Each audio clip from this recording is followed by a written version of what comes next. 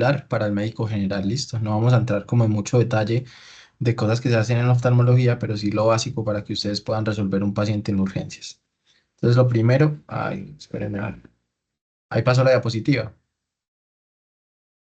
Sí, Listo, porque es importante, el trauma ocular es muy importante porque primero nadie sabe de trauma ocular, nadie sabe de oftalmología y mucho menos en los servicios de urgencias, pero dependiendo del manejo que le den ustedes como médicos generales en el futuro, va a depender el pronóstico del paciente, tanto a nivel visual como a nivel estético. Estas son unas pinturas, las cuatro que ven ahí como en diagonal, de un artista que se llama Malda Mohamed, que se dedica solamente a pintar ojos, y las traje como para poder representar lo bonito de los ojos y decirles que es muy triste cuando por un mal enfoque en el servicio de urgencias un paciente pierde el globo ocular y queda con una deformidad permanente.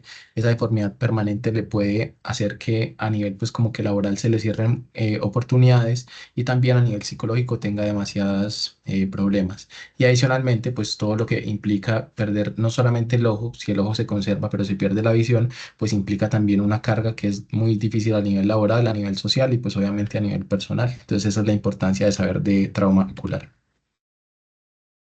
El BET es una clasificación que se hizo en Birmingham. Y lo que ellos buscaban era como tratar de sintetizar o englobar todos los términos en una sola clasificación para que fuera más fácil para los médicos tener en cuenta pues como las definiciones más importantes. Entonces acá les traigo algunas. La primera y más importante es la de pared ocular. ¿Y esto por qué? Porque dependiendo de si la pared ocular se rompe o no se rompe, nosotros tenemos un trauma ocular abierto o un trauma ocular cerrado. Ahí voy a sacar el punterito láser. Entonces, el globo ocular tiene tres túnicas, una túnica externa, una media y una interna. La externa está compuesta de la esclerótica, que es la parte blanca del ojo, y de lo que es la córnea. Y esa es, es el equivalente a una pared ocular. Si nosotros tenemos una disrupción completa de esa pared ocular, es decir, esclerótica o córnea, hablamos de un trauma ocular abierto y lo enfocamos ahorita, les voy a decir cómo. Y si no, tenemos un trauma cerrado que es un poquito más variable y tiene diferentes enfoques dependiendo pues del trauma que haya tenido el paciente. Y las otras dos capas, que pues para efecto de esta charla no son tan importantes, pero las vamos a mencionar, son la túnica media, que vendría siendo la uvea, y la túnica interna, que se compone básicamente de la retina y una parte del nervio óptico. Cuando hablamos de trauma ocular abierto, ya les dije que se rompa por completo la córnea o la esclerótica, nosotros lo podemos clasificar en zonas. La zona uno, que es la zona central, vendría siendo la córnea. La zona 2, que vendría siendo desde la córnea hasta 5 milímetros posterior a la córnea. Y la zona 3, que va desde la zona 2 para atrás hasta el nervio óptico, que vendría siendo acá. Y el trauma ocular cerrado lo clasificamos también en tres zonas, dependiendo de qué es lo que está afectando. Si es zona uno, hablamos de que afectó la pared, pero la pared no se rompió. Puede tener una laceración, puede tener una contusión, pero no se rompió. Tenemos la zona 2, que es el segmento anterior, y la zona 3, que es el segmento posterior. No confundan segmento con cámara, ¿listo? En el segmento anterior nosotros básicamente tenemos esta división con esta flechita que les puse morada, que vendría siendo el espacio de la cámara anterior, que es la córnea, y el espacio, perdón, que hay acá detrás de la córnea, y la cámara posterior, que vendría siendo lo que está detrás del iris y hasta el cristalino, por donde también va a fluir el humor acuoso. Eso hace parte del segmento anterior, es decir, de zona 2. Y lo que está detrás del cristalino, que vendría siendo pues el vítreo, la retina, el nervio óptico, hace parte del segmento posterior, es decir, de zona 3. Entonces acá una imagencita como para representarlo ya en un ojo real. Recuerden, zona uno la córnea, zona 2 desde la córnea hasta 5 milímetros por detrás y zona 3 lo que sería desde la zona 2 para atrás. ¿Y por qué se divide acá la zona 2? Porque esta lineecita roja, que es 5 milímetros por detrás de la córnea, es la zona más delgada de la esclerótica y es una zona que es muy propensa a romperse porque ahí está la inserción de los músculos extraoculares y es muy delgadita. Y ya en trauma ocular cerrado, pues lo que les mencioné acá, venimos con la cámara anterior, la cámara posterior, esto sería segmento anterior y lo que está detrás del cristalino, segmento posterior. El trauma ocular, entonces, nosotros también lo podemos dividir dependiendo de si lo causó un mecanismo contuso o un mecanismo que yo llame afilado con algún objeto cortante. El daño puede ser con un globo cerrado o con un globo abierto. Y cuando tenemos un globo cerrado, si es un mecanismo contuso, hablamos de una contusión. Y si es por algo afilado, hablamos de una laceración lamelar. Llámese laceración corneal, laceración también en algunos casos conjuntival o escleral. Por el contrario, si tenemos entonces un globo abierto, podemos hablar de ruptura si el mecanismo fue contuso. Ese mecanismo de ruptura es básicamente que se recibe un golpe tan fuerte contuso en el ojo que la presión aumenta de manera súbita y se rompe en alguno de los sitios más propensos a romperse. ¿Qué cuáles son? La córnea, en caso de que haya habido un trauma previo o una cirugía, pues que la córnea tenga cicatriz, por ahí se rompe con un trauma contuso. El limbo esclerocorneal, que es esa transición entre la córnea y la esclera, porque ahí es delgadito. El ecuador del ojo, es decir, la parte media del ojo, también es muy propensa a romperse con un trauma contuso de alta magnitud, o la inserción de los músculos extraoculares, por lo que ya les había mencionado. Ahí la esclerótica es mucho más delgada y por tanto es más propensa a romperse. Ahora bien, si nosotros tenemos un globo abierto, pues un trauma ocular abierto, pero por un mecanismo afilado, lo vamos a dividir en penetrante, perforante y cuerpo extraño intraocular. Y acá en esta imagencita de ABCD podemos ver lo que serían los diferentes mecanismos. Entonces, globo, trauma abierto, que rompa la pared. Acá claramente se rompió la pared. Y se subclasifica entonces en penetrante cuando solamente tenemos un orificio de entrada y por ese mismo orificio el objeto salió. Por ejemplo, un anzuelo de pescar que se le enganchó en un ojo a un paciente, luego lo jalaron y solamente tiene un hueco y no tiene el cuerpo extraño por dentro, sino que sale. Perforante, cuando tenemos, por ejemplo, un proyectil que tiene orificio de entrada y de salida. O cuerpo extraño intraocular, cuando tenemos un proyectil, pero el proyectil no tuvo la fuerza suficiente para entrar y salir, solamente entró y se alojó dentro del ojo. Esto es como un reemplazo de esta clasificación, para que sea más bonito. Acá esquematizado, globo cerrado, contusión o laceración lamelar y globo abierto, ruptura o laceración. Y en la laceración lo dividimos, como ya les mencioné, en penetrante, perforante y cuerpo extraño intraocular. Epidemiología, una diapositiva muy rápida porque en realidad no es lo más importante, es solo para saber que acá estos estudios son de Colombia y que acá en Colombia lo más frecuente es que haya trauma ocular cerrado. La mayoría no son de una magnitud, de una gravedad importante, pero los que sí hay de un trauma importante, pues muchas veces quedan mal enfocados, entonces hay que saberlos enfocar para que no tenga repercusiones en la visión del paciente y tampoco pues en la parte estética que les mencioné. Y es importante también saber que además de globo cerrado y globo abierto, tenemos trauma ocular donde no se envuelve el globo. ¿Cómo así? El trauma ocular también incluye el trauma en la órbita y el trauma en los párpados, que también debe ser enfocado por ustedes. Ahorita ya les voy a decir cómo. Siempre el trauma ocular más frecuente en los hombres por las conductas de riesgo que tenemos.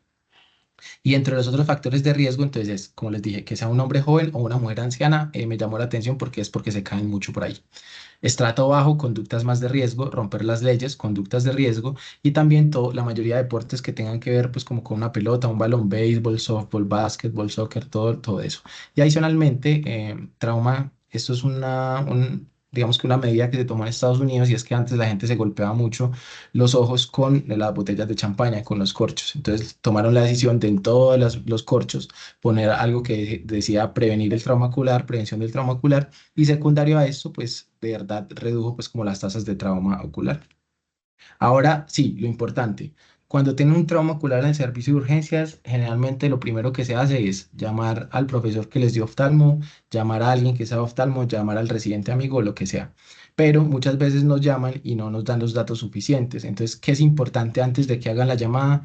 Que entre más examinen y mejor examen físico e interrogatorio hagan, más datos nos van a dar a nosotros para nosotros poder ayudarlos. Muchas veces los llaman a uno y ni siquiera le dicen cuál es la agudeza visual del paciente, no saben si es un trauma cerrado o un trauma abierto y así es muy difícil ayudar, ¿listo? Entonces, siempre vamos a estar dispuestos a ayudar porque sabemos que, pues digamos que en la carrera uno no recibe mucha oftalmología, pero por favor denos los datos completos. ¿Y cómo nos los van a dar? Con agudeza visual. A todo paciente con trauma ocular se le toma la agudeza visual, excepto si es una quemadura química, que en ese caso es más prioritario hacer un lavado. ¿Y cómo le van a tomar la agudeza visual? No hay excusa de que no hay cartilla de Snellen, de que no hay cartilla de HOTV en el servicio de urgencias porque esta aplicación que es gratuita tiene todo eso, entonces la van a descargar, se llama iHandbook y ahí pueden encontrar varias tablas de agudeza visual para tomarle la agudeza al paciente. Adicionalmente, en esa cartilla, en esa aplicación, perdón, pueden encontrar cómo evaluar la visión de colores, que también es muy importante evaluarla siempre con el Ishihara. Hay muchas veces que en aplicaciones o en cartillas el Ishihara tiene por ahí 40 láminas. No es necesario. Háganle 8 a un ojo y 8 al otro y con eso es suficiente para saber. Y anoten cuánto es la visión de colores de cada ojo. La palpación, muy importante, excepto que ustedes tengan claro que hay un trauma abierto, porque en ese caso podrían aumentar la presión intraocular y hacer que el contenido del ojo se salga. Pero si tienen más bien como una sospecha de que hay una fractura orbitaria o algo, palpen de manera gentil, pero de manera pues como con un poquito de fuerza, pero gentil, para poder saber si crepita, si duele, si el paciente tiene anestesia en esa región, para poder ordenar un TAC simple si están sospechando alguna fractura de la órbita. La campimetría por confrontación, que supongo que ya la saben hacer, pero muchas veces es muy difícil como poner el dedito y movérselo al paciente para decirle dónde dejó de ver. No, mejor párense al frente del paciente, tápenle un ojo y pregúntenle si les está viendo la cara completa y luego hagan lo mismo con el otro. Eso es lo que se tiene que hacer en urgencias, no tienen que complicarse pues si el paciente vio el dedito o no. Y siempre tengan una linterna a mano. ¿Por qué? Porque con la linterna van a examinar dos cosas muy importantes. Una, las pupilas. Dos, lo que sería la cámara anterior. Entonces, para examinar la cámara anterior, lo que van a hacer es que van a poner la linterna en la parte temporal del ojo del paciente y de manera horizontal. ¿Para qué? Para iluminar de manera tangencial el ojo. Miren que acá la mitad del ojo está iluminada y la otra mitad tiene una sombra. Eso significa que la cámara anterior está estrecha. ¿Y qué puede significar en el contexto de trauma ocular una cámara estrecha? Que hay un trauma abierto que nosotros no nos hemos dado cuenta. Esto siempre lo tienen que hacer de manera bilateral para que sea comparativo. Porque si el paciente tiene trauma en un ojo, pero las dos cámaras están estrechas, probablemente no signifique mucho. Pero si tiene un trauma ocular y el globo ocular que tuvo el trauma tiene una camarita estrecha y por el contrario, el otro ojo ustedes lo iluminan de manera horizontal y se ve todito iluminado, entonces probablemente les esté hablando de que hay un traumatismo abierto oculto que está haciendo que la cámara se estreche porque se está fugando el humor acuoso. ¿Listo? Pupilas, importantísimo. Siempre evalúan las pupilas en cuanto a forma, reactividad y si hay algo que se llama efecto pupilar aferente. Si hay una anisocoria, descríbanla y cuéntenos a nosotros. Si hay defecto pupilar aferente relativo, también. ¿Y qué es el defecto pupilar aferente relativo? Acá lo tenemos esquematizado.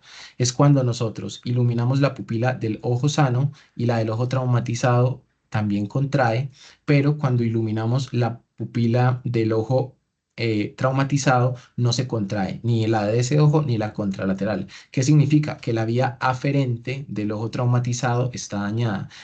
Es decir, que tuvo un trauma severo en la retina o en el nervio óptico. Muy importante que nos lo describan. Y adicionalmente la forma, porque miren esto acá, esto se llama iridodiálisis y es por un trauma de alta energía, se le soltó el iris de donde estaba la raíz. Y acá esto es una pupila en gota, tiene una discoria y también puede significar que hay un trauma ocular abierto. Evalúen la motilidad, pongan al paciente para mirar a todos lados, porque en el traumatismo de órbita, cuando hay fracturas, los músculos pueden quedar atrapados y el paciente presentar una alteración en la motilidad. Si no se resuelve, a futuro puede tener diplopia y eso es muy maluco para los pacientes. Y la tonometría digital, les recomiendo que empiecen a tocarle el ojo a todo el mundo de ahora en adelante por lo menos una semana para que sientan cómo se siente un ojo de verdad al tacto.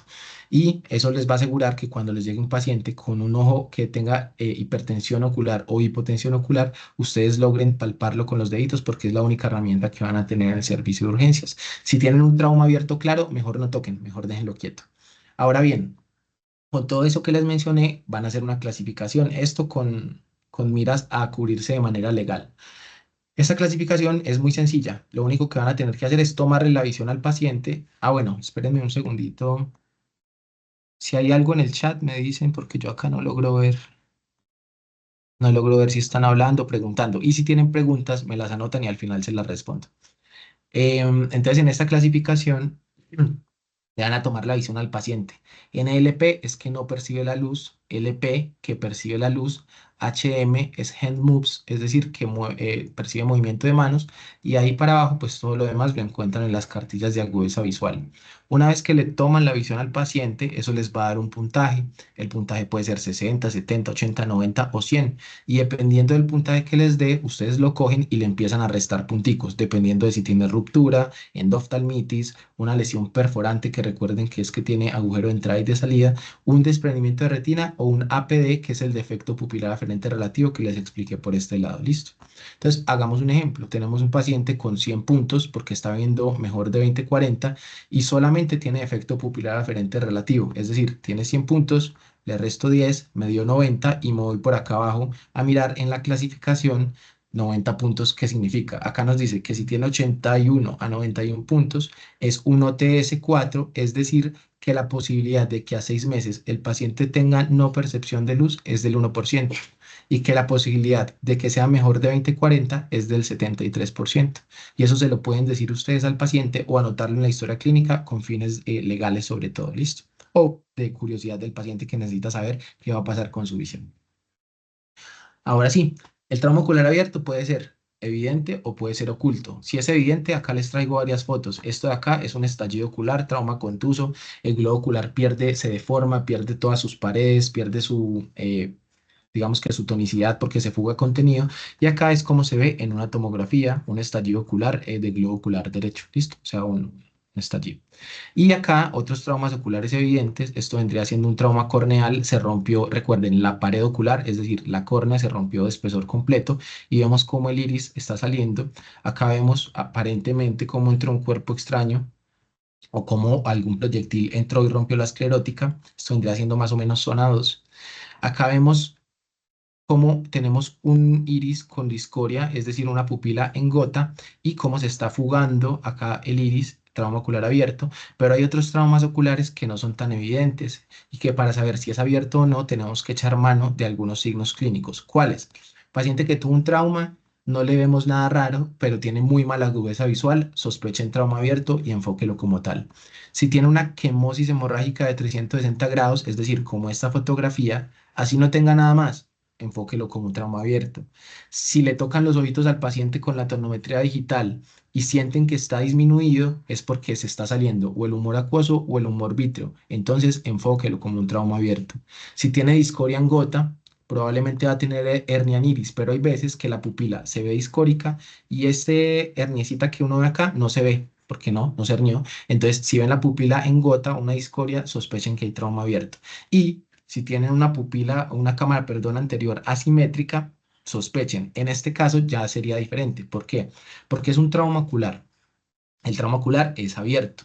Y si ustedes miran las cámaras, la cámara del ojo traumatizado probablemente va a estar demasiado amplia, es decir, iluminada por completo, y la del otro ojo no va a iluminar por completo. Entonces, ¿qué vamos a sospechar en ese caso? Que la cámara del ojo que está traumatizado es muy amplia porque tiene un roto en la parte posterior del ojo y no nos estamos dando cuenta a simple vista. Entonces, si ustedes ven que la cámara del ojo que se golpeó está completamente abierta, muy amplia, y la del otro no, sospechen un trauma ocular abierto que está oculto y que está en la parte posterior. Una vez que ustedes lo sospecharon, van a hacer lo siguiente. Ah, bueno, esto es otra fotografía, quemosis hemorrágica 360 grados. Esto es un paciente real que atendimos. No tenía nada más, el paciente veía súper bien, la pupila reaccionaba, pero tenía esto. Entonces dijimos como, bueno, ¿cómo vamos a salir de la duda? Pues toméle una tomografía y nos dimos cuenta entonces que miren el cristalino del ojo traumatizado, ojo derecho, está tirado hacia posterior. La cámara anterior está súper amplia, que es este espacio negro.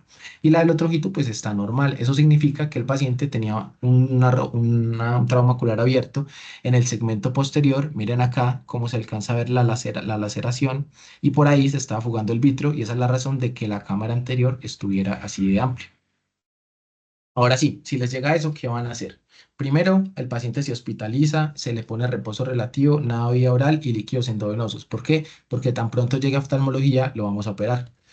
Van a lavar con Harman, nunca con solución salina, porque la solución salina edematiza, y solo van a lavar cuando los pacientes tengan una herida que se ve visualmente o con macrocontaminación, que ustedes ven tierra sobre el ojo, que ustedes vean restos vegetales sobre el ojo, algo así, lavan muy suavecito, porque si ustedes lavan con mucha fuerza, el ojo es un tejido que es muy delicado, y si tiene algún trauma abierto, pues tiene trauma abierto, perdón, puede que genere una salida del iris o una salida del contenido intraocular. Entonces, en caso de que esté sucia, lavan, pero lavan con mucha suavidad. Y en caso de que no esté sucia, no lavan. Listo.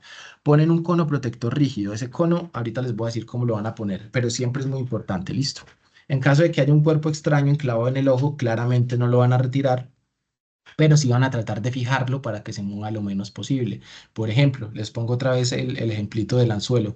Un anzuelo se le clavó en la parte anterior del ojo al paciente y está colgando del hilo, de la caña de pescar. Entonces, básicamente lo que ustedes van a hacer es que no lo van a mover, no lo van a tocar y simplemente van a tratar de con microporo fijar la caña del hilo para que no se mueva para que no se mueva mucho pues el cuerpo extraño y no genere más daño. El paciente siempre tiene que estar sin dolor, sin vómito y sin ansiedad, porque cualquiera de esas tres cosas va a hacer que aumente la presión intraocular y como es un trauma ocular abierto, lo más catastrófico que nos puede pasar es que se salga el contenido del ojo y en ese momento ya no va a haber nada para hacer. Entonces siempre quitarle el dolor, la ansiedad y el vómito. Toxoide tetánico va a depender del esquema de vacunación y de la suciedad de la herida y siempre, siempre, siempre le van a poner antibióticos intravenosos. Estos son profilácticos y esa es la razón por la que las dosis son tan espaciadas. Entonces le pueden poner o ciprofloxacino 400 cada 12 o le ponen clindamicina 300 cada 12. Ahora bien, siempre que haya un trauma ocular abierto, tienen que hacer una remisión intrahospitalaria, pero eso no significa que sea un primario, porque también es una duda muy frecuente. Lo llaman a uno preguntándole, tengo este paciente, lo mando a un primario. No, generalmente en oftalmología no tenemos primarios por varias razones, porque hay muy pocas instituciones que ofrecen urgencias oftalmológicas reales acá en Medellín y porque el horario de oftalmología pues no es un horario que esté 24 horas disponible, los fines de semana generalmente no está disponible, entonces ustedes mandan al paciente y el paciente se queda en la institución en la que lo reciben 2 o 3 días esperando manejo o un día esperando manejo. No lo manden así, mejor regúlenlo y cuando se los acepten pues los llevan al otro sitio donde lo van a atender. Que no van a hacer nunca lo que está en rojo, no muevan el cuerpo extraño, si ven contenido hueal, el iris que se está moviendo, que está por fuera, no lo toquen, no lo muevan, no lo miren, listo.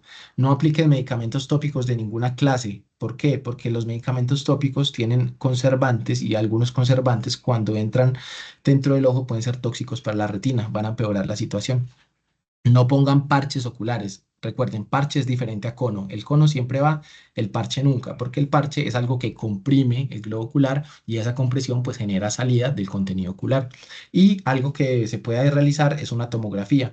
La tomografía nos ayuda a varias cosas. A ver, fracturas orbitarias, traumatismo en los músculos extraculares y también nos puede ayudar, como en esta imagen, me voy a volver, a poder mirar si el paciente tiene un trauma ocular abierto. Entonces, si ustedes tienen la duda y tienen el recurso, están en un segundo nivel que tiene tomografía, hagan la tomografía de cara y de órbitas y ahí pueden salir de dudas si el paciente tiene trauma ocular abierto o en realidad es un trauma cerrado. ¿Listo?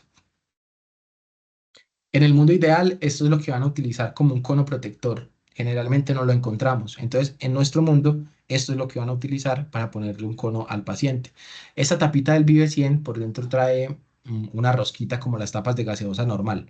Se la retiran y después de retirarla les queda hecho un cono que le va a proteger perfectamente el ojo del paciente. Lo van a pegar con micropore o con esparadrapo, aunque con esparadrapo en realidad le hace mucho daño a la piel del paciente, entonces es mejor con micropore. ¿Listo?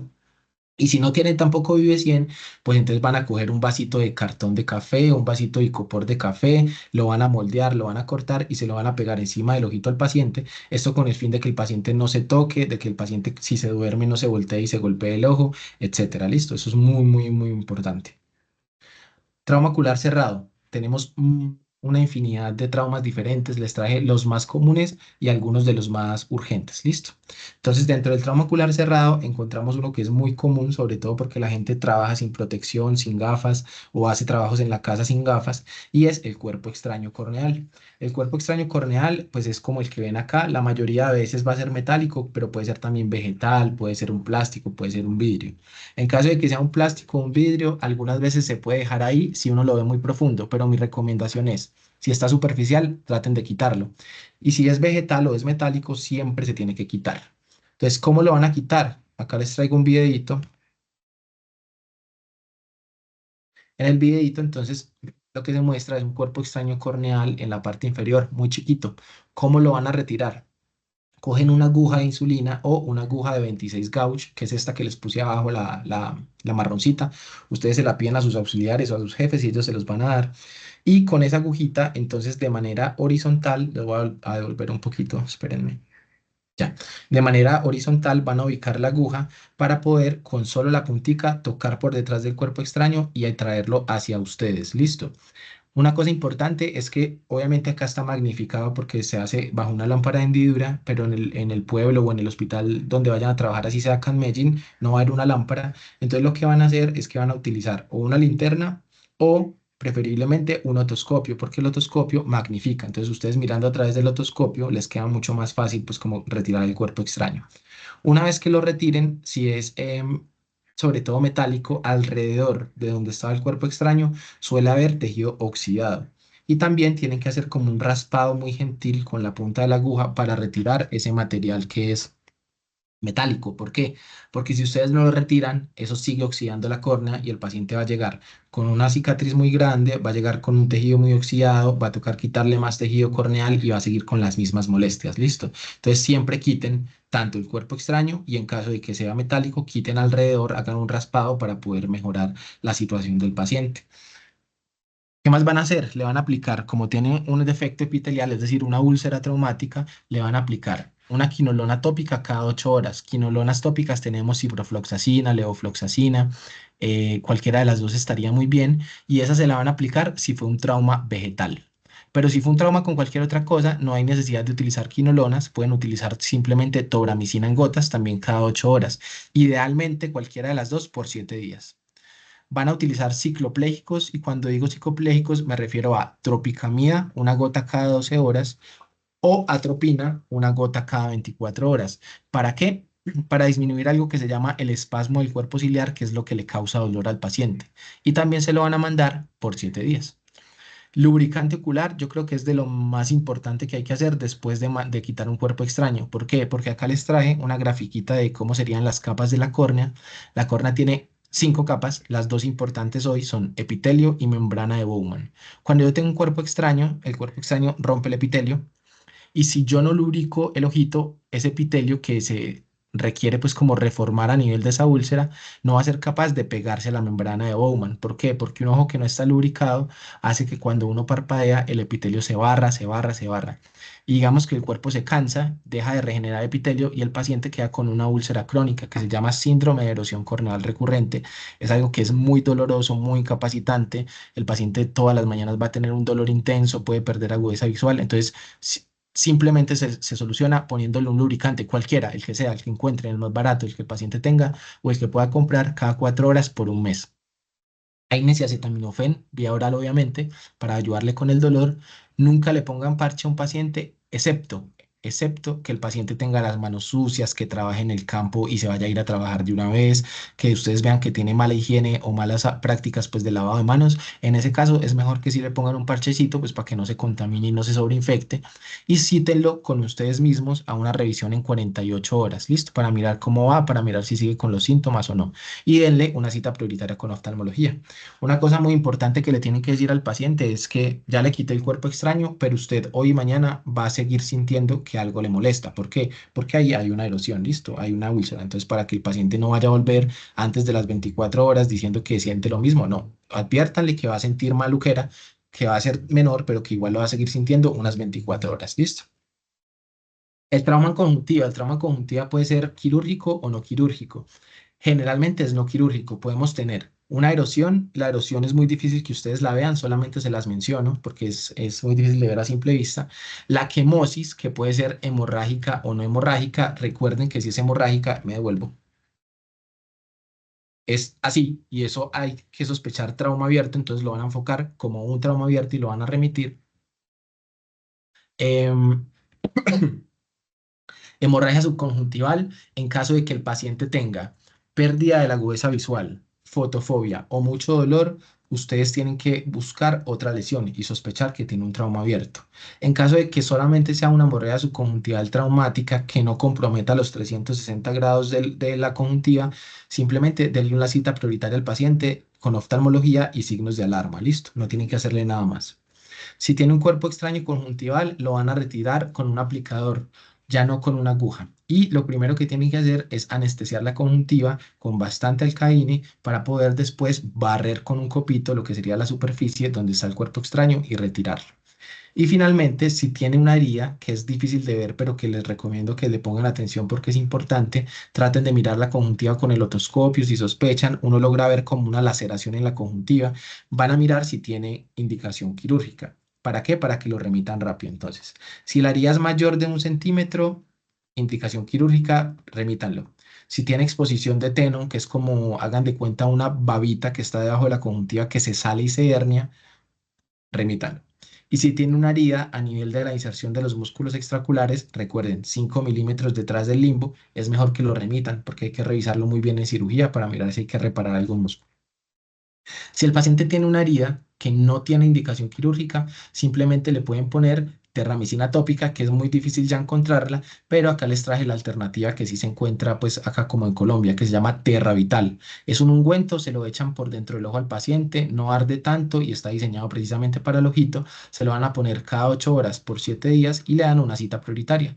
Pero acá lo más importante que quiero que se lleven es cuando lo tienen que remitir para cirugía. Estas tres para la herida conjuntival o estas tres para la hemorrea subconjuntival o que la quemosis sean 360 grados. El ifema es el sangrado en la cámara anterior. Puede ser leve, puede ser moderado, puede ser grave. Puede no traer consecuencias o puede traer consecuencias muy severas. Y se puede presentar tanto en trauma abierto como en trauma cerrado. Cuando es en trauma cerrado, se golpea el globo ocular, sufre una compresión antero-posterior, aumenta la presión del globo ocular y eso hace que los vasitos que están adelante en el iris, en la malla trabecular, etcétera, se estallen y haya sangrado. Cuando es trauma abierto, pues generalmente es una lesión directa de algún vaso.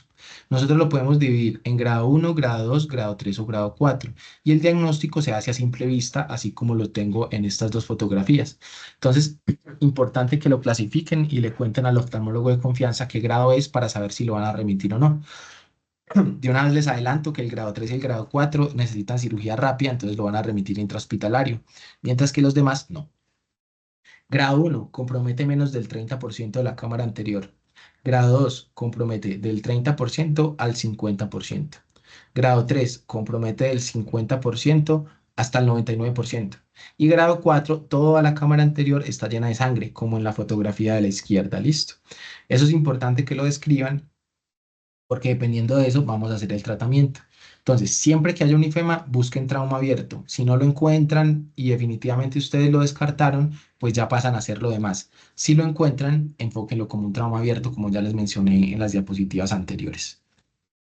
Cuando tenemos un ifema y no hay trauma abierto, entonces lo que van a hacer es que van a acostar al paciente, le van a poner la cabecera a 45 grados y le van a poner un cono protector, pero eso se va a hacer en la casita, listo. Lo mandan para la casa con esas recomendaciones. Lo mandan con atropina o con tropicamida. ¿Esto qué hace? Dilata la pupila y al dilatar la pupila hace que el iris se arrugue y al arrugarse comprime mecánicamente los vasos que podrían estar sangrando o que podrían resangrar en un futuro. Entonces se lo van a dejar así, atropina cada 12 horas o tropicamida cada 8 horas. Le van a mandar prednisolona, que es para desinflamar todo lo que sería la cámara anterior, una gota cada 4 horas por una semana. Timolol, esto solamente si hay hipertensión ocular, pero como yo sé que es muy difícil saber si hay hipertensión ocular o no, les recomiendo que en todos los ifemas que sean grado 3 o grado 4 le pongan timolol. Listo. Y eviten los AINES por vía oral, porque recuerden que los AINES tienen un efecto un poco antiagregante y podría hacer que el paciente pueda sangrar más o resangrar dentro de la cámara anterior. Si es grado 3, grado 4 o un ifema en bola 8, que vendría siendo un ifema grado 4 con la sangre coagulada, es decir, así negra como se ve en esta fotografía, hay que hacer una remisión intrahospitalaria porque eso requiere manejo quirúrgico. Pero mientras está en el hospital, pues le hacen todo esto que les mencioné previamente. Listo. Acá en la fotico abajo, solamente para mencionarles otra complicación que puede pasar, los pacientes puede que el ifema no sea tan severo, pero el depósito de lo que sería la hemoglobina a nivel del endotelio corneal hace que con la luz se oxide y vean cómo se oxida toda la córnea, el paciente pierde visión y puede llegar incluso a trasplante de córnea. Entonces, si ustedes ven un paciente en el control, por ejemplo, un ifema grado 1, grado 2, ustedes le dieron el tratamiento, lo citaron a control, todavía no le ha salido la cita con oftalmo y ven que al controlarlo se le está pigmentando la córnea de este color, mejor remitanlo hospitalario. Esto es una urgencia. Yo solamente he visto una en lo que llevo de residencia, pero es muy importante tenerlo en cuenta porque uno no sabe cuándo le va a llegar y el tratamiento debe ser muy rápido. Luxación anterior del cristalino. Entonces, el cristalino, que es el lente natural del ojo, está suspendido por unas cositas que se llaman zónulas, que son como unos pelitos. Cuando esos pelitos se rompen por un trauma, el cristalino queda flotando y él puede flotar hacia atrás, es decir, se va hacia el vítreo y se aplica en la retina, que es importante, pero no es urgente, pero se puede venir hacia adelante y depositarse en la cámara anterior. Y eso es muy urgente. ¿Por qué? Porque mecánicamente ese cristalino va a obstruir la malla trabecular y va a impedir que se drene el humor acuoso. Entonces el paciente va a tener un aumento súbito de la presión intraocular. Ese aumento súbito le va a generar dolor, fotofobia, disminución de la agudeza visual claramente y adicionalmente un daño en el nervio óptico, es decir, una pérdida de visión irreversible para el paciente. Entonces, cuando ustedes tengan una luxación anterior del lente o el cristalino, van a hacer este tratamiento de urgencias. Le van a poner un ciclopléjico, recuerden, o atropina o tropicamida, lo que tengan. Eso va a hacer que la pupila se dilate. Acuesten al paciente, lo dejan acostadito y con su propio dedo van a hacerle una presión sostenida, pues no es como presionar y soltar, sino es una presión sostenida en el ojo por 5 minutos. Al paciente le va a doler, le va a molestar, pero explíquenle que es por su bien para tratar de llevar el cristalino hacia atrás. Le sueltan la presión del ojito y miran si el cristalino todavía está adelante o si está atrás. Si todavía está adelante, háganle más presión. Si ya se fue para atrás, es decir, está por detrás del iris, en ese momento van a empezar a aplicar pilocarpina. ¿Esto qué va a hacer? Un efecto contrario al ciclopléjico, es decir, va a cerrar la pupila para impedir que el lente se vuelva a venir hacia adelante. Y lo van a aplicar a una gota cada 15 minutos hasta que se cierre la pupila. Una vez que se cierre, van a mandar al paciente para la casita con pilocarpina, una gota cada 6 horas hasta que lo vea oftalmología. Pero en la cita que ustedes le van a dar o en el anexo que le van a dar, tienen obviamente que describir todo esto, todo lo que se le hizo y lo urgente que es que lo vea el oftalmólogo. En caso de que ustedes, a pesar de hacer este tratamiento de urgencia, no logren hacer que el cristalino se ubique atrás del iris, lo tienen que remitir de manera urgente intrahospitalaria y les recomiendo que exageren o exageren no, que describan muy bien en la historia clínica el alto riesgo de pérdida visual que tiene el paciente por glaucoma, porque así digamos que los servicios de referencia como que entienden la magnitud del asunto y pueden recibirlos de una manera más fácil. Listo. El trauma de los anexos, una cosa importante, la herida palpebral. Puede ir desde simplemente una abrasión, como esta que ven arriba, en la cual solamente le pueden poner el ungüento de Terravital que ahorita les mostré. Puede ir con una herida chiquitita que van a cerrar solamente con una mariposita de microporo que hacen las enfermeras. O puede ser una herida compleja que requiere reparación por oftalmo o por oculoplástica. ¿Listo? ¿Qué van a hacer cuando llegue una herida palpebral? Ahí sí pueden lavar. Si no tiene pues como asociado a un trauma ocular, lo pueden lavar tranquilos. Le aplican la antitetánica en caso de que sea necesaria según el esquema de vacunación y el tipo de herida. Y le van a dar antibiótico. Cualquiera de estos tres esquemas que tenemos acá pueden servir. Listo. Esto es sobre todo cuando tenemos una herida de esta magnitud en la cual tenemos herniación grasa, cuando tenemos por ejemplo una herida pequeña pero es por mordedura de algún animal. Lo más frecuente cuando tenemos una herida palpebral es sobre todo mordedura de perro, entonces acuérdense de estos antibióticos, sobre todo amoxicilina, clavulanato. Y una cosa importante es saber cuándo van a remitir a oftalmología y a oculoplástica, porque les recomiendo también que hagan los dos anexos, a oftalmo y a plástica, para que le salga más rápido al paciente. Entonces, ustedes se pueden quedar con esta abrasión, tratarla. Se pueden quedar con esta laceración cuando es menos del 25% o menor de 1 centímetro. Pero en caso de que el trauma comprometa el borde libre del párpado, bien sea superior o inferior, sea mayor de 1 centímetro, como esta herida, o tenga exposición grasa, esa reparación se tiene que hacer en cirugía por oftalmología o por plástica. Entonces, en ese caso, le van a dar el antibiótico, lo van a hospitalizar y lo van a remitir. Listo. Si ustedes tienen, por ejemplo, una herida que no compromete el borde libre, que no es mayor de 1 centímetro, que no tiene herniación grasa, pero que no cierra con esta curita que acá les estoy mostrando, ustedes la pueden suturar. Preferiblemente con el nylon o con la sutura más delgadita, perdón, que tengan, por ejemplo, un 6 ceros, 7 ceros, y lo van a hacer así, con un puntito colchonero horizontal, generalmente es suficiente. El párpado es muy agradecido y cicatriza muy bonito. Entonces, si no tiene indicación quirúrgica por nosotros, no tengan miedo de suturar, listo. Sutúrenlo y denle una cita con oftalmología por si alguna cosa. Hematoma retrovulvar, ya solo nos faltan dos cositas importantes, entonces el hematoma retrovulvar también es una urgencia que debe ser abordada de manera rápida y no deben tener miedo a tratarlo, ¿listo? Si ustedes lo sospechan, lo tienen que tratar, porque no tratarlo implica que el paciente va a quedar completamente ciego. Acá entonces El hematoma retrovulvar es una acumulación de sangre detrás del globo ocular, como podemos ver en esta fotografía, en esta tomografía, perdón. La sangre acumulada detrás del globo ocular va a generar dos cosas. Uno, compresión del nervio óptico y daño en el mismo. Y dos, compresión de la circulación venosa, lo que hace que el humor acuoso, que normalmente sale por la malla trabecular y se va por la circulación venosa, no pueda salir. Entonces también se genera un aumento de la presión intraocular y un glaucoma secundario muy importante. ¿Cuándo lo vamos a sospechar?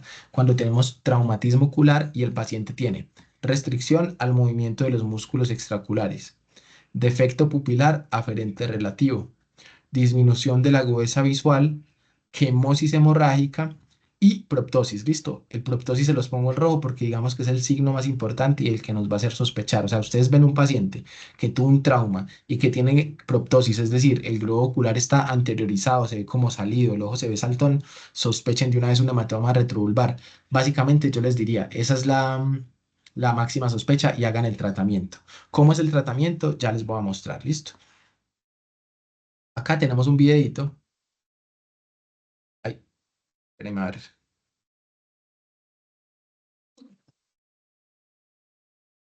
Vamos a salir de pantalla completa a ver si me puede reproducir el video.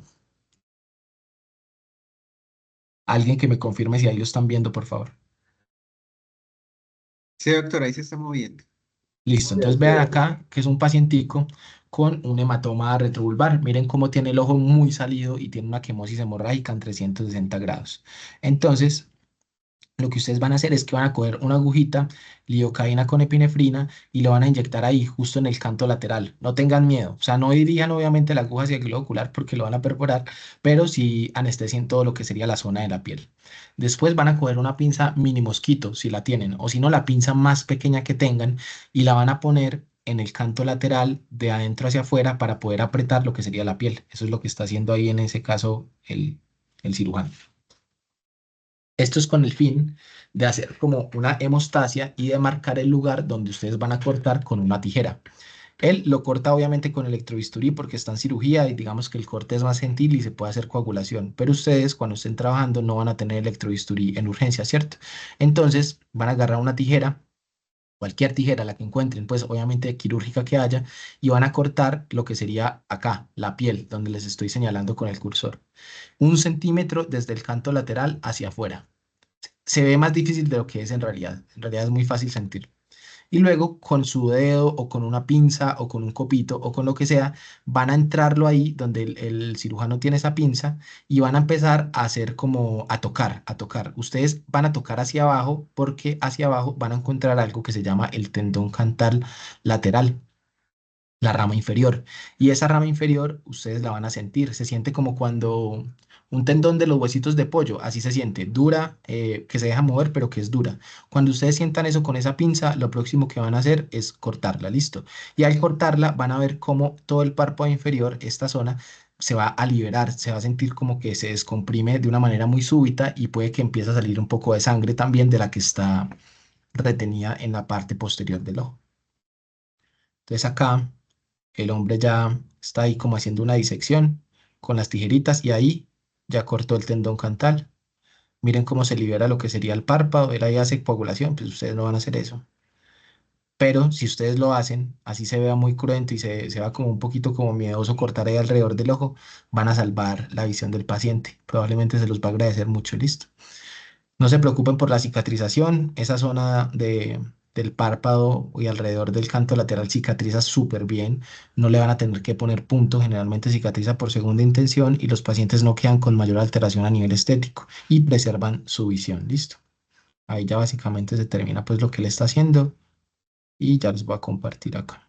Entonces miren, esto era lo que yo les decía del tendón cantal, entonces acá esto es la órbita. Esto se llama tarso y el tarso sale un tendón cantal, ¿cierto? Que va hacia el canto lateral. Él tiene una ramita superior y una ramita inferior. Cuando ustedes cortan aquí la piel, espérenme, pues saco el puntero. Cuando ustedes cortan aquí la piel, que les dije 1 centímetro hacia afuera, lo que van a encontrar es estas dos ramitas. Como es muy difícil de verlas porque hay mucha sangre, lo que van a hacer es lo que les dije, con la pinza van a tratar de tocarla se siente como una cuerda y una vez que ustedes sientan la cuerda inferior, la cortan, listo. Eso es todo lo que tienen que hacer. Y por último, entonces en el segmento posterior, una de las urgencias más importantes que hay en oftalmología después del trauma es el desprendimiento de retina. ¿Cómo lo van a sospechar? Es súper sencillo de sospechar. El paciente tuvo un trauma, después empezó con fotopsias, les dice que empieza a ver como rayitos de luz, flashes que prenden y apagan, y después pierde agudeza visual, generalmente diciéndoles que está viendo como una cortina o que ven una mancha negra, etcétera. En ese caso, entonces sospechen desprendimiento de retina, déjenlo consignado en la historia clínica por qué lo sospecharon, digan que el paciente tiene alto riesgo de ceguera irreversible y haga una remisión intrahospitalaria urgente. Recuerden que urgente no significa primario, listo, pero sí que digamos que el anexo que ustedes escriben para poder hacer la remisión del paciente, pues tenga toda la descripción completa del alto riesgo de pérdida visual y que el paciente se pueda ir hacia otra institución en ambulancia para poder tratarlo de manera quirúrgica, listo. Esto es una retina normal. Vemos el nervio óptico, los vasitos, la mácula, que es el centro de la visión, y el resto de la retina. Esto es una retina desprendida, ténganlo en cuenta. Ustedes con el oftalmoscopio, pues con el que siempre manejamos pues como medicina general, uno logra ver sobre todo el nervio óptico, pero si uno es juicioso o si por ejemplo tiene goticas para poder dilatar lo que sería el ojo, logra ver si hay un desprendimiento de retina o no. Entonces hagan la comparación, acá vemos una retina normal que se ve naranja completica y no se ve en tres dimensiones, y acá una retina desprendida que la vamos a ver un poco más pálida y vemos como esto, la zona superior, está un poquito más hacia nosotros, o sea, como en tres dimensiones. Esta es la bibliografía. Muchas gracias por la atención. Esta es una paginita que yo tengo de música que me gusta. Si les gusta la buena música, las frases, el amor y el desamor, me pueden seguir. Y listo. Quedo atento a preguntas, dudas, inquietudes, eh, lo que me quieran preguntar. Muy bien. Si alguien tiene alguna duda, lo puede escribir por el chat o puede abrir su micrófono.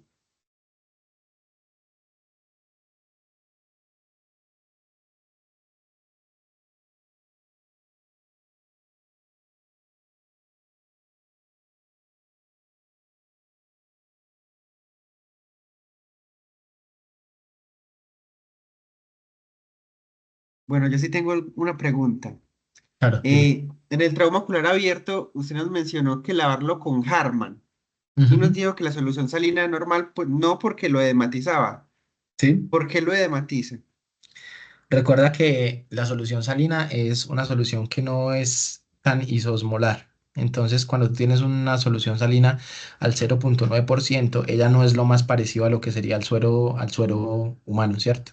Como es ligeramente hipotónica, esa ligera hipotonicidad hace que el paciente, digamos que los tejidos retengan agua y se dematiza finalmente, ¿listo? Y el problema de que se dematice es que si no requiere tratamiento quirúrgico, no pasa nada. Pero si tú le pones solución salina y el paciente nos llega con una quemosis, no así hemorrágica, pero sí con la conjuntiva súper hinchada, para nosotros va a ser mucho más difícil operarlo, porque los tejidos no van a estar como un tejido normal, listo. Entonces, con el Harman, que es un poquito más isosmolar, entonces vamos a tener un lavado sin que los tejidos se dematicen. Ah, ok, muchas gracias. ¿Alguna otra duda, alguna otra pregunta? Sí, doctor, buenas noches. En el caso del cuerpo extraño, antes de pronto de iniciar con la aguja de insulina o lo que tengamos en la mano, ¿se podría previamente hacer como un lavado de presión también con Harman, como para tratar de como suavizar ese cuerpo extraño que se vaya eliminando? Listo, ya te voy a poner la diapositiva, ¿dónde está? No la veo. Acá. Entonces, recuerda que estos cuerpos extraños, la córnea tiene varias capas y en realidad los cuerpos, este cuerpo extraño acá salió muy fácil, el del video, porque fue lo único que encontré y no tengo propios míos. Pero muchas veces no es tan fácil porque se enclava muy bien. Si tú haces un lavado a presión, corres el riesgo de que esa misma presión haga que el cuerpo extraño se hunda más, listo, que se ponga más profundo. Entonces, sí hay más opciones diferentes a la aguja. Por ejemplo, está escrito que uno puede coger una sutura delgada y pasarla pues como a ras de la córnea tratando de arrastrar el cuerpo extraño.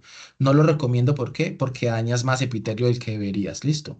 Se dice que en los cuerpos extraños que son de metal, uno podría utilizar cualquier imán para ponerlo cerca y que eso podría jalar el cuerpo extraño y hacer que uno no tenga que utilizar la aguja.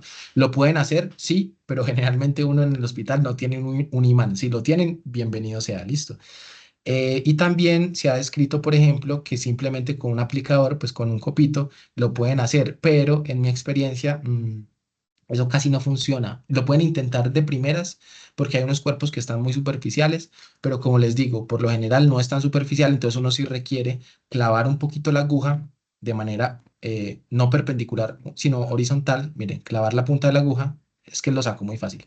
Clavar la punta de la aguja y barrer el cuerpo extraño, ¿listo? Entonces, solución, algún líquido para barrer el cuerpo extraño, no. Imanes, sí, si lo tienen disponible. Suturas lo pueden hacer, pero no se lo recomiendo. Y lo que más les recomiendo es que lo hagan con la aguja y que no le tengan miedo que si ustedes lo hacen de manera tangencial y horizontal, no van a tener pues como ninguna complicación. Vale, doctor, muchas gracias. Listo, con gusto. Por acá nos hacen una pregunta en el chat. En el Sí, chat. claro, dime. ¿Puedo usar suero mixto en caso de no tener Harman? Sí, o sea, miren, les recomiendo Harman, listo. Pero si no tienen nada más y es un área que está llena de tierra, es un área que está llena de material vegetal. Es un área que se ve sucia macroscópicamente. Lo pueden lavar con lo que a ustedes se les ocurra, listo. Que sea estéril. Pero si tienen Harman, háganlo con Harman, listo. Esa es la recomendación. Si no tienen nada más, que están muy embalados, lávenlo con cualquier otra cosa, listo.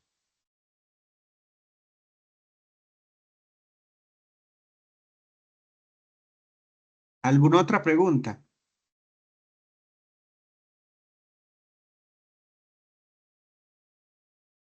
Bueno, yo creía que no hay más preguntitas. Espero que les haya quedado claro. Recuerden, examinen muy bien al paciente.